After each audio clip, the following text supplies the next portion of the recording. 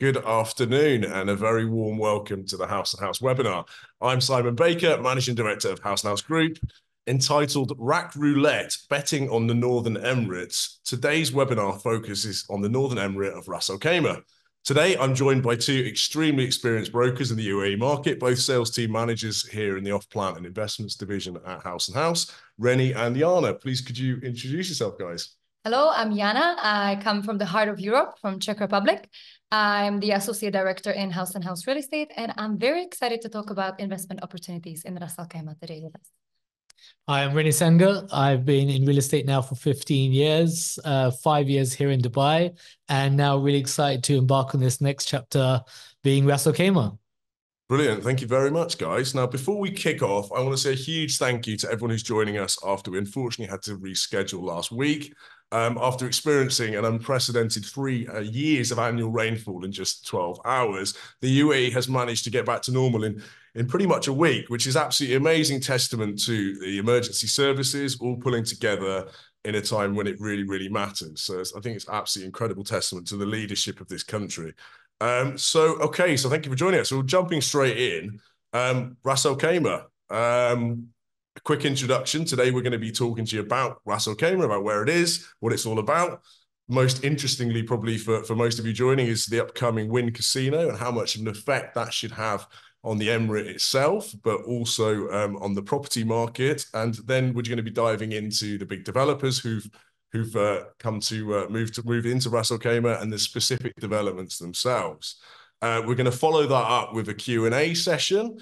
Please do any point during this webinar, send through any questions you have. We'll do our very, very best to answer them on the live on air today. And if not, we can always get back to you afterwards. The details will be sent through to you from both Rennie and Jana, and you can obviously reach out to any of us with any questions or to schedule a call to discuss properties both from Ras Al Khaimah and the rest of the UAE. So jumping straight into it, guys, where is Ras Al Khaimah? I think we should have a map for you all coming up on the screen. It's one of the Northern Emirates. Largest Emirates from the 7 Emirates of UAE. Okay, good. How far away is it from Dubai, guys? 45 minutes from the airport. That's right.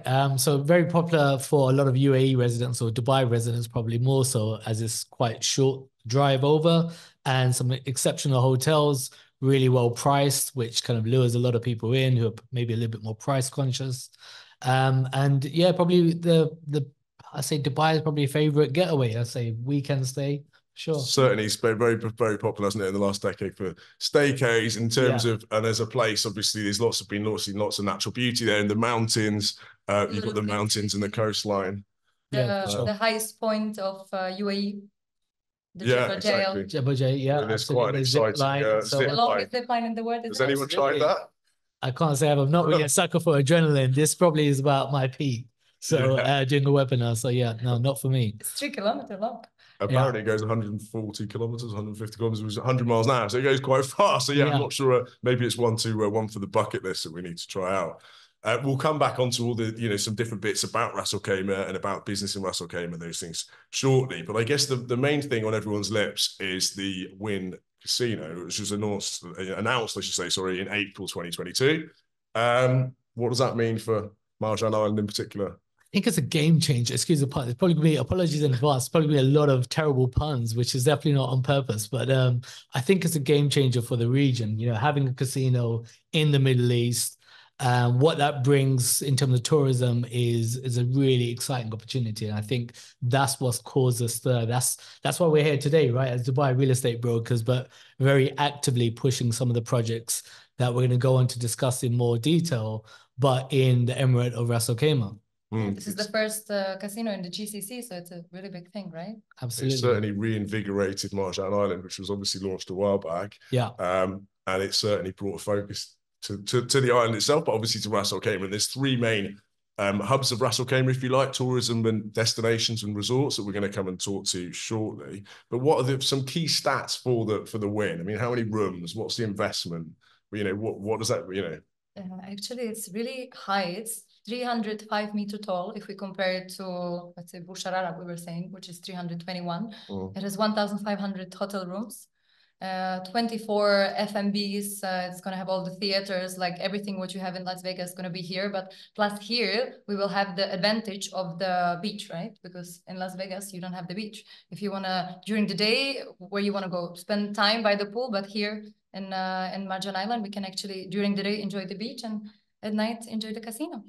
Yeah, that's right. I mean, I think what's really interesting about this is the fact that it's like its own compound, right? It's its own island. So Wynn is going to have its own island that kind of comprises of the three different islands you see when you look at Marjan. And it's an end-to-end resort with everything, as Jana's quite rightly said, everything that you could expect within kind of five-star hotel plus resort, with the addition of the casino element. Kind of bringing that nightlife to the Emirate as well, which I think is not only going to be really exciting for the surrounding countries, and a big pull, I guess, for Wynn Casino, but also Ras Al Khaimah, is the fact that more than 70% of the world's population can get to the UAE or to the Wynn Casino within 78 hours, which is, you know, really exciting. Just kind of pulls everyone together. And I think the fact that the region as a whole is so well positioned between the East and West and this kind of MENA region, I think that's where the opportunity lies. So we'll certainly see, as you just hit the nail on the head, really similar to Dubai, obviously being positioned in the middle of the world geographically, you know, right next to Dubai. There are plenty of people that I'm sure if they came to Dubai for a week, if they knew the Wynn Casino was 45 minutes up the road, they may well go and stay for a couple of nights. Right? Yeah. Now, Wynn have bet big on this. They've invested, I think it was $3.9 billion US that we mentioned that earlier. It's a huge number. And for anyone to invest that, I believe it's a joint venture between the government and Wynn Casinos. Yeah. If for them to invest that kind of money into such a huge resort is was one very exciting, but it's also testament to the fact they really believe they would not have done that if they hadn't done a huge amount of research into the fact that it's a very viable business opportunity. For sure. And I think that, like you quite rightly said, I think you take away a lot of assurances from that, right? In terms of how much foreign investment has been pumped into this, it almost being a 50-50 stake from both the Ras Al Khaimah government as well as Wynn Casinos themselves. So, you know, it's, for me, it's not a question of whether it's going to happen. It's going to be executed. You could expect to a very high standard. And I think that's where we've kind of seen this almost mini boom out of Ras Al Khaimah now. Why we're having this conversation today is because it does seem to be the talk of the town. And it'll be remiss of us not to at least address it. Yeah, no, for sure. Well, lots of people have been very interested, and certainly a lot of our old clients who've been looking at Dubai or been buying in Dubai for the last 10 or 15 or 20 years have certainly looked here to potentially diversify their portfolios. Okay, coming on, we mentioned a bit more about, so it's not just about the Wynn Casino. Obviously, that's a huge pull and it's very exciting aspect of what's going on in the future of Ras Al Khaimah. But they do have a lot of nature. They've got some really interesting historical sites. Yeah. Is there any particular bits that you guys want to jump on that you feel is noteworthy? Or I think what's quite interesting now is based on the more recent stats, they've had just over 1 million visitors annually at the minute in terms of tourism, but their plan is to grow that out to 2030. A recent Colliers report from March 2023, they predict that we're going to see 5.5 million people visiting this emirate by 2030, which is a huge number. So again, in terms of the opportunity that represents in terms of real estate and whatever your kind of mode of investment is or your method of investment, there is definitely an exciting opportunity there. Sure. But already now we have in Ras Al Khaimah all the 5-star resorts, right? If you look at the Ritz-Carlton, for example, Anantara, Rixos, and all these. So that's why we have a 1.1 yeah. million. So there on the screen, you've got some of those existing resorts, and there are some absolutely stunning hotel resorts up there that people have been going to for many, many years, and it was sort of probably felt like it was their secret getaway, whereas it's probably not so secret anymore. Worst kept secret now, yeah. So they, in terms of really exciting hotel resorts. Okay, so in terms of, I mentioned earlier, there are three main sort of hubs, if you like, for certainly for if you're ignoring Ras Al Khaimah, the old city, which is a bit further north, but so to the south, you've got obviously Marjan Island, you've then got Mina Al Arab, and you've also got Hamra Village. So now on the screen now you can see, so Ras Al Khaimah Old Town, if you like, is not just north of the where it mentions Al Haya Island, which is the island within Mina Al Arab, which is the development by RAK Properties. RAK Properties was something that was launched when I remember taking that to London in 2008, if I remember rightly, feeling old now. Careful, with the original Mina Al Arab apartments that were launched, which are a bit further back. Now RAK Properties, which is the government developer from Ras Al Khaimah, are launching Haya Island, and they've got lots of hotel resorts. They've got some really exciting, really modern properties being developed, which are obviously, technologically and from a development perspective, much more in the 21st century than they were maybe 15 years ago. Yeah, absolutely. I mean, I think Haya Island's quite exciting because that's where I think we would have seen the first launch or exciting launch that you could say on the back of the news of the casino. And that was with Ellington Properties, who launched last year with a development called Porta Playa, which is a joint venture with Ras Al Khaimah Properties. What's quite interesting is, as the actual emirate themselves, Ras Al Khaimah Properties, were launching at average of around 1,300 dirhams per square foot before the introduction of Ellington Properties, which is probably, you can describe as probably one of the more household names that someone might be familiar with, particularly if you're in Dubai or the rest of the world for that matter. And we saw a price increase, or they launched at 1,800 dirhams per square foot. So it's quite a big jump. And I think from that sort of almost micro milestone, we're here looking at new launches and the launches that we see now on Marjan Island, where we're scaling up to around 2,600, 2,700 dirhams per square foot.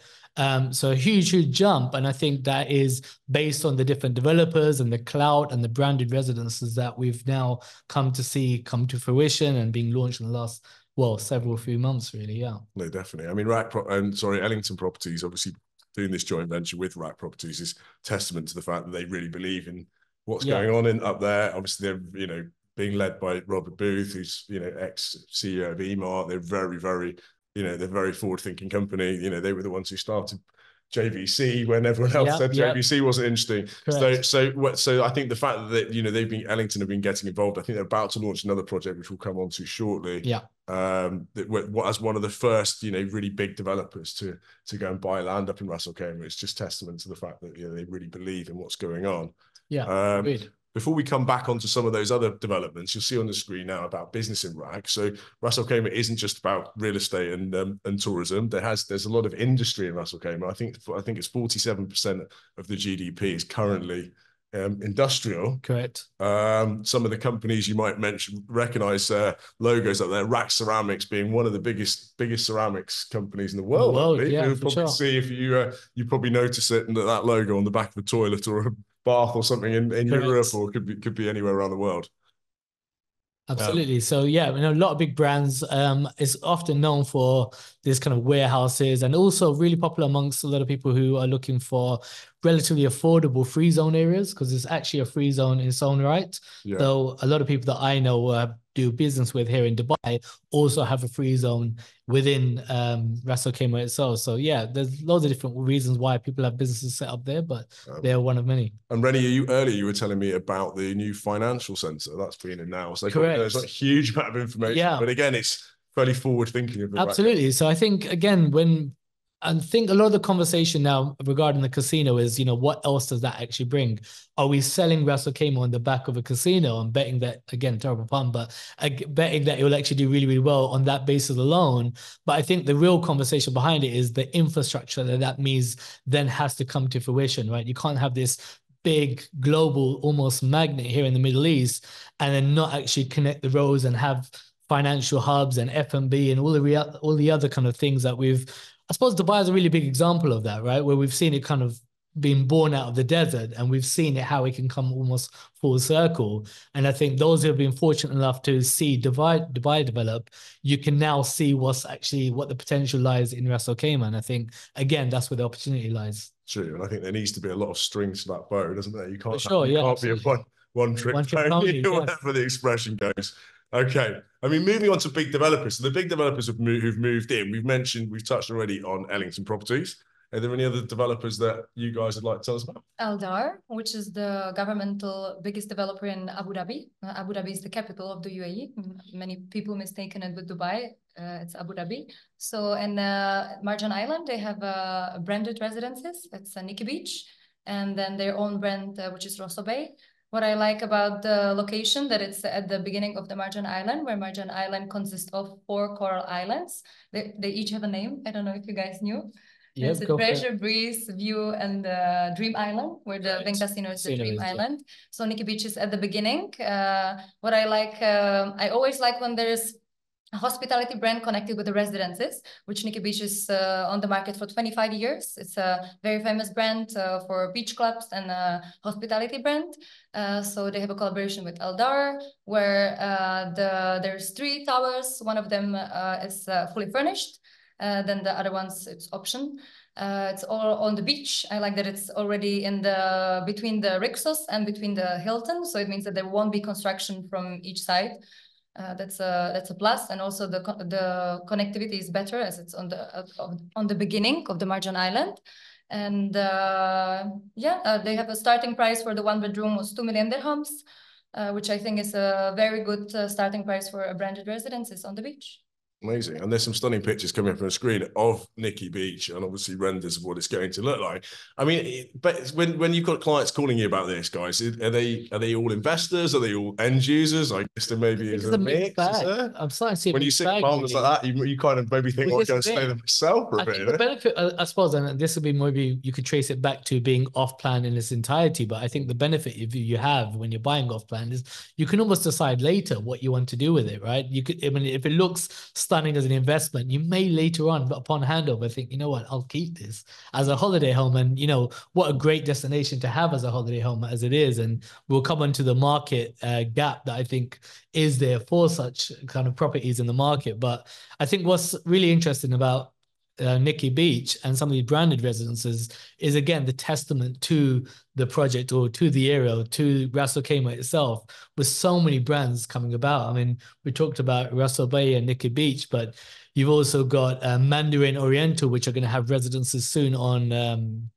the Hyatt Island as well. And you've got Masoni, you've got the Address by Ema, you have JW Marriott, you have Nobu Residences, so many big brands that are actually being brought to the Emirate, which again solidifies people's belief in the actual Emirate itself and what the opportunity lies. No, you touched on email, and that was probably the other developer logo that popped up on your screen a minute ago. Yeah. Being probably one of the biggest developers in the world, let alone the biggest developer in the Middle East. So absolutely. Again, you know, putting their money where their mouth is, going into Marjan Island, buying land at rates that we've seen that seem to have shot up quite quickly, and I'm pretty sure there's very little availability left at the left certainly today. Also from Aldar, it's the Ras Al Khaimah, as I was saying. So it's like a brand from Aldar. It's next to Nikki Beach. It's also 2 residential towers, all fully furnished. 1 bedroom was starting 1.65 million dirham, and the sizes are very reasonable, 85 square meter. And for now, Aldar has a 2% Ras Al Khaimah waiver, which is very good, right? We have a 4% the registration fee, but they have offered that they pay 2%.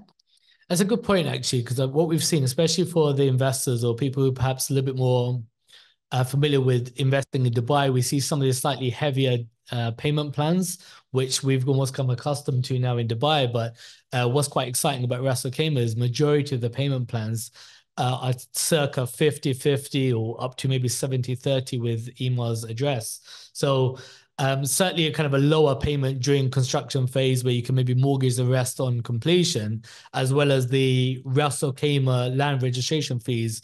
Most developers are offering a 2% waiver, and that's also paid upon completion. So for the speculative investors who perhaps want to ride this wave and maybe look at reselling it upon completion, you have got 2% less that you're having to actually fork out of at the time of purchase. So is that right? So if I was able to buy one today, I could resell it before it's ready and wouldn't have to pay the land upon fee at all? Correct. Okay. It's interesting. So that Yeah. potentially, as a product to flip, that 4% Well, there you potentially go. could go in your pocket rather than in the government's. Okay, Yeah. that's quite an interesting point. Okay, and are there any other developments that you guys particularly have noticed in Ras Al Khaimah? I've got some more coming up on the screen. The rack address is address obviously being a huge brand by Emaar. They've already sold out. They were selling very, very well. I think they've got one more to launch. Towers to come, yeah, absolutely. I mean, for those who perhaps are looking at investing in the UAE for the first time, or perhaps our Dubai investors who are maybe a little bit more familiar with Dubai as an emirate and maybe venturing into Ras Al Khaimah as the first time, then Emaar's a really good place to start, right? As being the second biggest developer in the world, you have a powerful brand in the way of Address, which is a huge hospitality brand, and what a phenomenal development it is. So you really can't go wrong. Yeah, and arguably buying at a price per square foot for such a prime beachfront. You know, we sometimes, being from the UK, compare it to pounds, and 2,500 dirhams is what, £500 a square foot. It suddenly seems like sort of like quite good value for money. It does indeed, yeah. Especially with, again, what we've said, what we're hoping to achieve out of Ras Al Khaimah and what seems to be in store over the next 3-4 years. It does seem like a really good value. Very good. Right. Other developments. I think we've got one or two more that we can show you some slides on from Mel. Thank you very much. So that's Ellington Views. Is that the next one coming up, Rennie? That was the one that was launched. That was launched on Al Hamra Island or village, where the golf course is already there, and a lot of people tend to go to the Emirate to play golf. Ellington Views was also a joint venture with Ras Al Khaimah Properties. Ellington Views 1 and Ellington Views 2. What's interesting is, if you see along the coastline there, the developer or maybe even Ras Al Khaimah as a government are actually going to provide people like a shuttle service that takes you to and from the casino. So little things like that. Again, although you might not be on the main island itself, being Marjan, where all the kind of hype is around the casino, you could be on the neighboring islands but still have that really cool connectivity, whilst also being a stone throw from the actual buzz of it. So really quite cool fact. This is Porta Playa, the first launch that we discussed earlier. Very resort style. If you look at the renders here, honestly, Ellington's quality is phenomenal.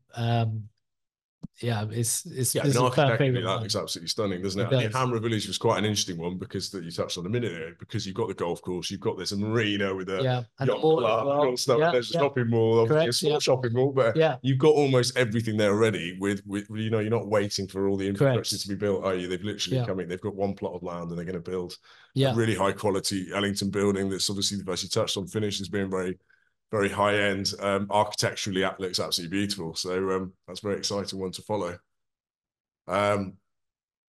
Moving on to the next one. What have we got? New launch. Khalid, this is Ellington's new launch, which is actually going to be launching this week itself. Again, this one's actually on Marjan Island now. So they had 2 other launches outside of where all the hype seems to be at the minute. But this is it's actually pointed out in the picture that you can see there, right on the coastline itself. So it's really well sized, great sort of prices and payment plans that we've become familiar with Ellington. And the renders, once they release the brochures, which should come out later on today, I'm sure will look phenomenal. So that's a really good image, actually, isn't it, Marjan? Because it really shows you how the definitive 3 parts to it. Correct, and the fact that the win is taking a whole, you know, almost a third of the land area, which just probably reiterates what kind of a size resort it's going to be. It's not just one tower. It's got to be, you know, it's going to be a marina and then all the accompanying bits to go with it. Yeah, absolutely. And Quatre Damas by Ras Al Khaimah Properties. I think you had a couple of... it consists of 4 connecting towers. What I really like there, that they created like a lagoon beach style. So it's like a kind of Twiggy from Dubai. Yeah. It has 6 retails. It's like a whole, like a residential hospitality. Very nice, yeah.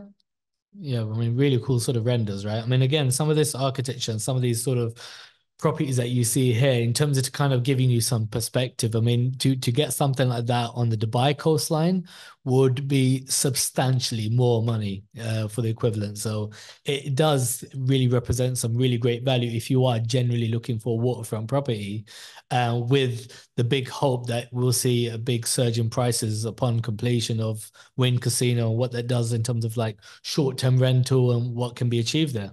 And also they have studios, 1 bedroom, 2 bedrooms, townhouses, so they have variety, also duplexes. Yeah. So yeah, and I mean, I think the fact that they will be bringing a huge number, Wynn will be bringing a huge number of high-end staff in terms of all the croupiers and all the gaming, of course, gaming stuff. So there'll all be people earning quite decent money, and they'll have to have somewhere to live, won't they? Absolutely. So maybe those smaller units might do very well on long-term rents as well as short-term. Obviously, it's probably a combination there, isn't it? Absolutely, absolutely. I think we have seen, for example, especially when you now touched on the fact that the short-term rentals and so on, I think looking at the numbers based on supply and demand, we are expecting around a 6,000 room gap in the market upon completion of Wynn Casino, where I think the short-term rental opportunity really kind of presents itself, because they just won't really have enough properties to service the then population. So again, I think it's a really exciting opportunity. Yeah, I guess upon opening, the Wynn could well generate so much interest that, especially from this part of the world, people like their lavish holidays and all these things, it could well generate such a surge in demand that obviously we've had that initial buzz. You could have touched on it earlier, and you've got that initial buzz, which has created the excitement around what's coming. But then what's going to be really exciting is to see it come to fruition, see the handover of the Wynn, and obviously Marjan Island with all these amazing resorts. Yeah, and we may well find there's a mass exodus out of Dubai, possibly. We don't know, do we? We might say, right, it's only an hour away. Let's all go and live in Iraq. There we go. So I guess in terms of questions, guys, if we hope that all this information has been really interesting and useful to you, please do keep sending through any questions you might have. I mean, guys, what are your takeaways for from all this? If it was your 2 million dirhams today, and you've got a few properties in Dubai already, where would you be? I would definitely say it's worth the punt. And I've instilled the same confidence with a few of my investors who have purchased there as well through different projects. I think there's still a long way to go in terms of where the value lies here. And I think as people start to see the casino come to fruition, and my understanding is that they are actively working on it as we speak. But like with most things in off-plan, once the kind of building starts to take some formation, people start to see the floors go in, then people are going to be, because I think there's an element of the casino, some people don't really quite understand it's actually happening. I think it's almost like it's almost been rumored for so long that people are almost not ready to believe it's actually happening. And I think those who were fortunate enough to kind of jump on these early opportunities and some of these great prices that we're seeing today, they're the ones who are going to really benefit towards the end. But saying that, it's not too late. No, I think that's a fair point. I think that people don't necessarily believe that, do they? There's been lots of rumors in Dubai about it, but there's nothing confirmed. Whereas Wynn is signed, sealed, and being built. Correct. But I do feel like with any property investment, people should be urging investors to be buying really, really good properties from really good developers for a sort of medium to long term, really. For sure. It's impossible for anyone, if anyone tells you, you can buy this now and sell it in 6 months' time, to really know for sure. And the longer we do that, the more we acknowledge that. So I do think it really should be like buying my takeaway would be to buy something that you really believe in from a really good developer with maybe a 5 to 10 year plan, because that's what property should be, a long-term sensible investment. That can provide you with a really good rental return, that you should buy carefully with something that you can pay for. You can put, whether it's 50% cash and 50% finance, whatever it might be. Great. So if we move on to questions, Amel, have you got some questions coming through that we can try and answer? First question is, what would you recommend, a villa or a townhouse or a apartment in Ras Al Khaimah? I mean, it all depends. So it depends on budget. Okay, so thank you for that question. So what would you recommend, a townhouse, a villa, or an apartment? And I think it all comes down to supply and demand in my mind. I'll pass it on to you guys. But and of course it depends on budget. So naturally, and you'll get a complete contrast in between, what you can get for a townhouse versus an apartment. But it does really depend on, what the goal is. Is this for personal use or is it for investment? Arguably, if you wanted to maybe not compete so much with hotels, you probably get slightly bigger units. So maybe a 2-3 bedroom apartment, potentially a townhouse with you that you might look to use it yourself when you're visiting the Emirate, or you have, a family that you can service with such a property. And I think when people are visiting Ras Al Khaimah, particularly international crowds, it probably will be like a family destination, as we've already seen it being so on the basis of like staycations and so on. So I could imagine that trend will continue. No, very good. I think one of the slides that popped up towards the end of the development section was a very exciting private developer called Range, who've built a lot of 5-star hotels in the Caribbean. They've also got some luxury villas being built in the UAE, and they've got 2 different developments in Ras Al Khaimah, one of which they had a picture of some really cool townhouses, which were, again, obviously, it's budget-wise doesn't necessarily fit for everyone. I think they're at just under the 7 million dirham mark. Correct. But something at 7 million dirhams that's prime waterfront where you've got a nice sized garden backing straight onto the sea, a 5 or 10 minute walk from a casino, suddenly it doesn't seem so bad. It doesn't seem too awful. So so I think that's what definitely one to look at. Though those guys Range have also got studios and 1-beds starting from just over 1 million dirhams. So they're really, really good value for money, considering you're getting a property with beach access and all those nice facilities at that level. Brilliant. Thank you, Mel. Have you got any more questions? Next one is, what would you recommend for a first-time investment in Ras Al Khaimah? What would you recommend for a first-time investment in Ras Al Khaimah? I mean, also everything depends on the budget of the client, right? But as they say, sometimes you shouldn't test the depth of the water with both feet. So maybe starting smaller, possibly. I would suggest. I mean, of course, it depends on your appetite. It depends on what your property portfolio looks like. Obviously, for many of our clients, they've got portfolios all around the world. We'd advise people to be as diversified as possible. Likewise, I mean, I would usually push for, maybe if budget allowed, I'd usually push for like a 1-bedroom versus a studio, for example. As a 1-bedroom, a studio sometimes can compete directly with hotel rooms, with you that everything's just within one room itself, whereas a 1-bedroom might be able to sleep 4, with a pull-out sofa and so on and so forth. Again, depending on what the objective is of this investment, but that's typically how I'd look at things. I'd be trying to be conscious of not having too much competition in terms of the unit specification. Yeah, and I think it's a good point that when we're looking at helping someone buy a property, it's not just a case of, I'll just put, here's a pretty picture and a nice brochure, buy the property. You really want someone to be looking at, exit point and what they're going to do with it. Correct, all the way in between. So there's lots of different factors, and obviously that needs to be discussed with someone who hopefully knows what they're talking about and can guide you in the right direction.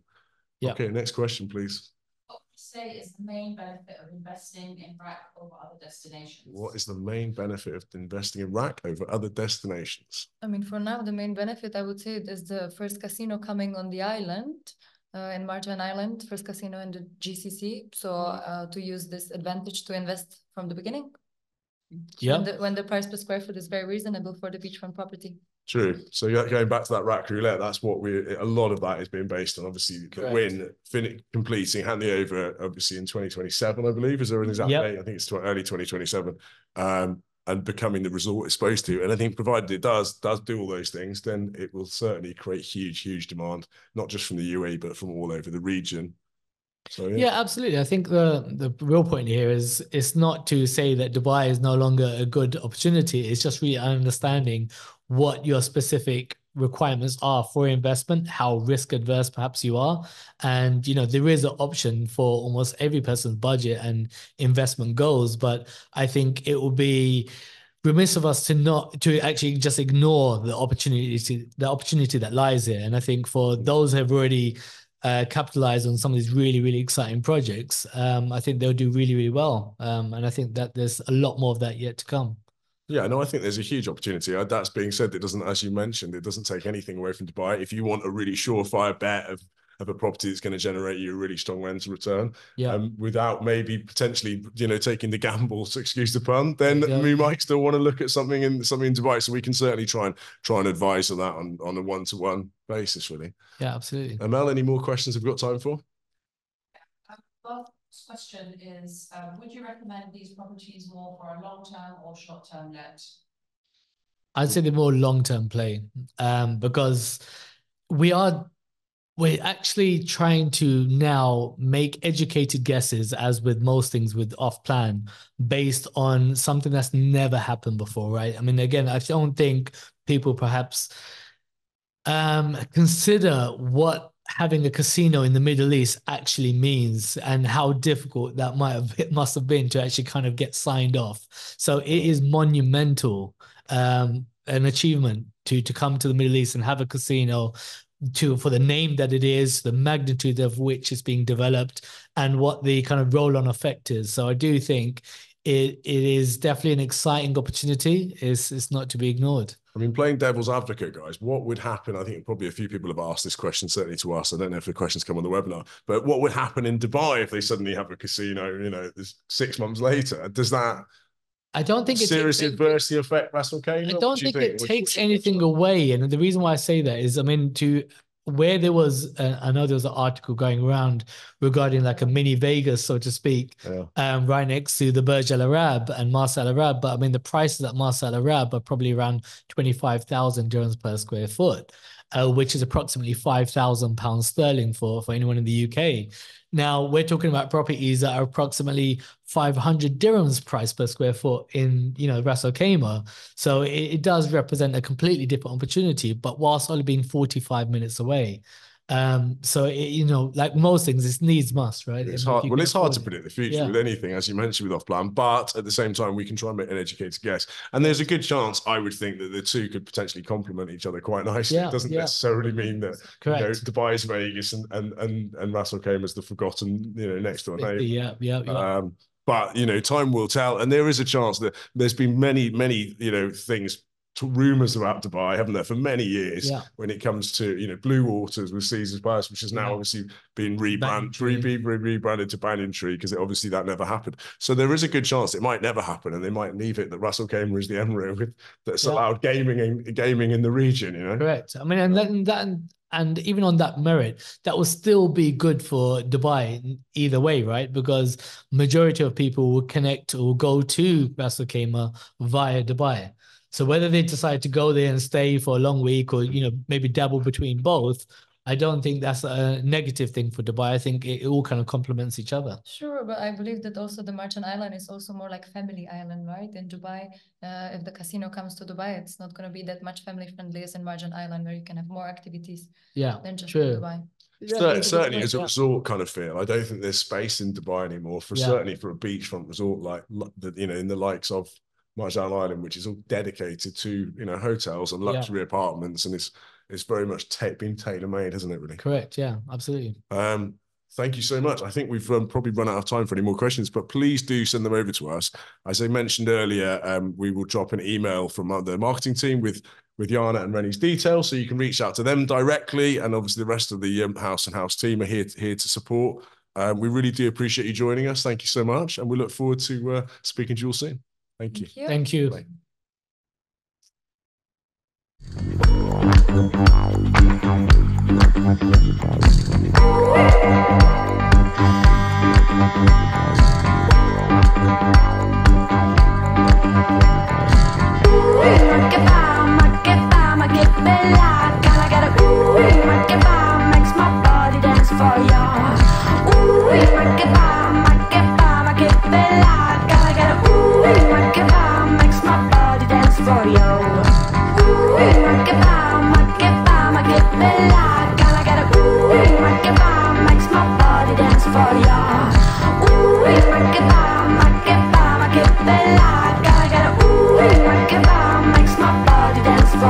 I wanna hear your breath just next to my soul.